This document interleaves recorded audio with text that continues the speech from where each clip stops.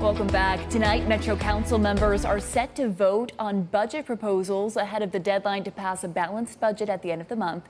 Joining me now is Council member and Budget and Finance Chair Delicia Porterfield. Thank you for joining me. Thank you for having me. Absolutely. Big day today for Metro Council after weeks and weeks of work and collaboration to come up with these budgets. So tonight you all are going to be voting on substitute budgets versus Mayor O'Connell's recommended budget. Either way, taxes are rising for residents. We heard from some opponents who say Nashville's overspending. You know, what would you say to that as we head into this vote? Are taxes too high?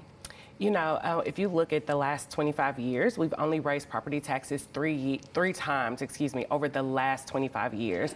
Each year when we look at our budget, we do look at cutting back on spending. And year after year, we've been asking our city departments to do more city services with less money. So even in our budget last year, we had targeted savings where every department had to reduce their spending. And unfortunately, reduced spending does mean reduced services. So this year, we're looking at both restoring those services, investing in our schools, because we've seen our schools have made great progress with their investments. And we're also stabilizing our sustainability fund and fund balance, which helps us get better bond ratings and saves the city money. One of these substitute budgets is your own. Yes. That you helped create. So in your proposal, who wins and who takes a hit? You know, I would say that Nashvillians as a total win. The mayor gave us a great budget to start with. The substitute budget is just an adjustment of the mayor's budget.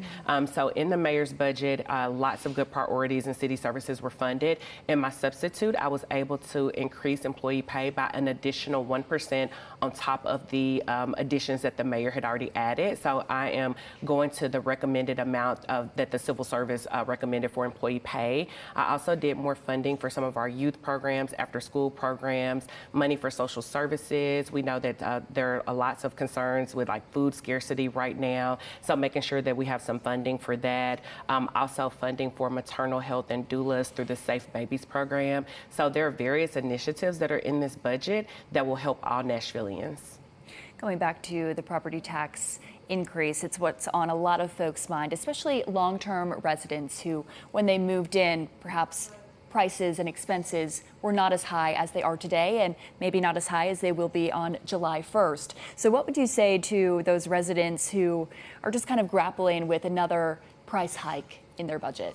Yeah, so I know it's a struggle. I'm a single mom, and I count every dollar and dime that comes into my home, so I completely understand. When we look at the tax rate, we're actually lowering the tax rate, but because people's values of their homes have risen astronomically, that is why you will see an increase in taxes. So we're actually reducing the rate. Your home is just more valuable now. So we are looking at ways to mitigate that. We are looking at more frequent assessments of the homes so that we can raise taxes at an incremental rate, like a smaller rate on a more consistent basis, so people don't have to feel such a pinch with just raising it, you know, every 5, 6, or 10 years. Absolutely. Well, a lot on the table here. I feel like we only got through a portion of it, but I thank you for joining us today. We're going to post this online as well as a link to this full budget proposal ahead of their meeting this evening. Of course, we'll continue our coverage on the budget as well. But